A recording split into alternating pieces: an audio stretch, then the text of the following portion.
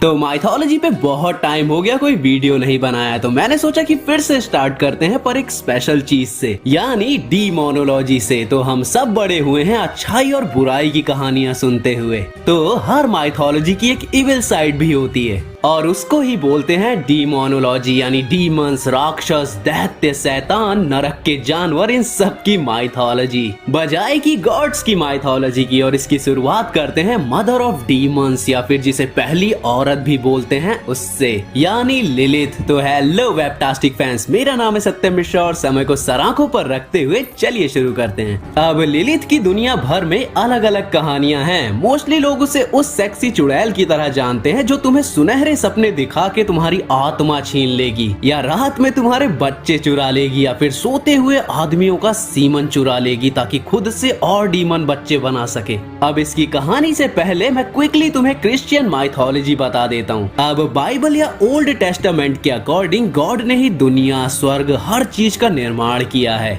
हम सब भगवान की क्रिएशन हैं, उस एक गॉड की। और जो लोग क्रिश्चियनिटी को उतना नहीं जानते, ना ही जीसस गॉड को जानते हैं, उसे सन ऑफ गॉड बोला जाता है। वो ट्रू गॉड नहीं थे। ये उतनी टफ माइथोलॉजी नहीं है, तो बिब्लिकल कहानियां मैं तुम्हें डिटेल में बता दूंगा अगर ये वीडियो चला तो हुआ ये कि गॉड ने एक मैन और एक वुमेन को क्रिएट किया। मैन था एडम और वुमेन थी अपनी लिलिथ। और जो ईव है जिसके बारे में हमने इतना पढ़ा है, असल में वो गॉड की क्रिएट की हुई सेकंड वुमेन थी। और इस बार लिलिथ की तरह उसे गॉड्स ने डायरेक्ट क्रिएट नहीं किया था, बल्कि गॉड ने एडम की पसली निकाली उसकी बॉडी से और उससे ईव को क्रिएट किया। अब सवाल ये आता है कि गॉड ने ऐसा किया क्यों? लिलिथ ने ऐसा क्या कर दिया था कि गॉड को अपनी ही डायरेक्ट क्रिएशन पे डाउट हो गया? तो हुआ ये कि एडम और लिलिथ दोनों फर्स्ट मैन और वुमेन थे। गॉड ने दोनों को बंधनों में बांध दिया था, पर दोनों में से कोई भी एक दूसरे के सामने झुकने को तैयार नहीं था, क्योंकि उनके हिसाब से बैलेंस जैसा कुछ नहीं होता। रिलेशनशिप में किसी एक को दूसरे के सामने झुक के रहना ही पड़ेगा। और लिलिथ इसमें बंधना नहीं चाहती थी, तो वो ईडन गार्डन से बाहर भागी और गॉड का नाम चिल्लाने लगी, जो कि एक तरह का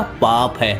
और वो उसी समय बिना किसी देरी के एक डीमन में बदल गई। उसे एक कर्स मिला, और क्योंकि वो वापस जाने को तैयार नहीं थी, तो स्वर्ग के जो एंजल्स थे उन्होंने भी बोल दिया कि अब वो इसी तरह अपनी जिंदगी बिताएगी। एक डीमन जिसको कोई पसंद नहीं करता और उसके जो बच्चे होंगे उन्हें भी ये एंजल्स मार देंगे। और इसीलिए वो दूसरों के बच्चे चुराती है ताकि एंजल्स उन्हें मार ना पाए, क्योंकि वो उसके बच्चे तो थे ही नहीं। इवन तुम्हें वो स्टोरी तो पता ही होगी जहाँ एडम और ईव को ईडन से निकाल दिया जाता है क्योंकि वो फॉरबिडन एप्पल खा लेते हैं एक सांप की बातों में आकर। और कई कहानियां ये भी बताती हैं कि वो सांप और कोई नहीं बल्कि लिलिथ ही थी।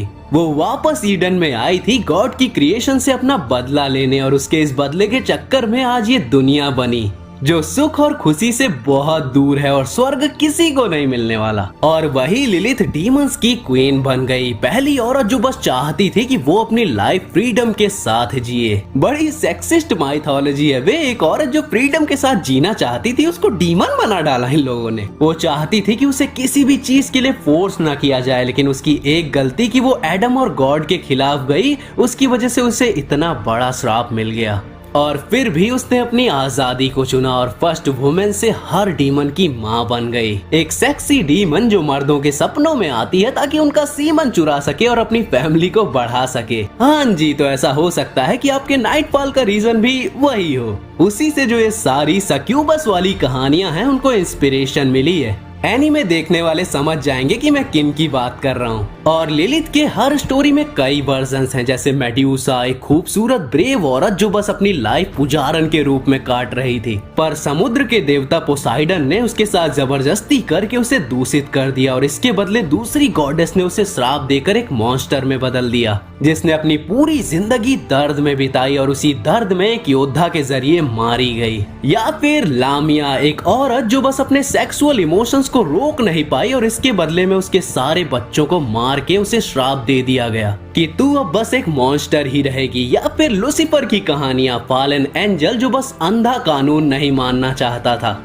ये सारी कहानियां अलग अलग चीजों को बताती हैं, पर सब में एक चीज कॉमन है, और वो ये है कि ये सारे डीमंस और मॉन्स्टर्स जो भी ये रात के शैतान हैं, ये सब बस वो बंदे हैं जिन्होंने बंधनों से बस आजादी चाही और कुछ निगेटिव गलतियों की वजह से उन्हें जिंदगी भर की सजा मिल गई। पर लिलिथ की कहानी बाइबल की कुछ गलतियों को सेंस बनाने के लिए बनाई गई थी। ये पूरी तरह सच नहीं है और लिलिथ के बारे में कोई इन्फॉर्मेशन है भी नहीं उतनी। पर तुम्हें पता है क्रिश्चियनिटी में कौन सी कहानी सच है? लूसीफर की। तो अगर तुम्हें लूसीफर और जेनेसिस की कहानी चाहिए तो कमेंट जरूर करना, और अगर इस वीडियो पे अच्छे खासे व्यूज आ गए तो अगली कहानी लूसीफर की ही होगी। तो मैं मिलता हूँ किसी और वीडियो के साथ, तब तक के लिए बी फैंटास्टिक।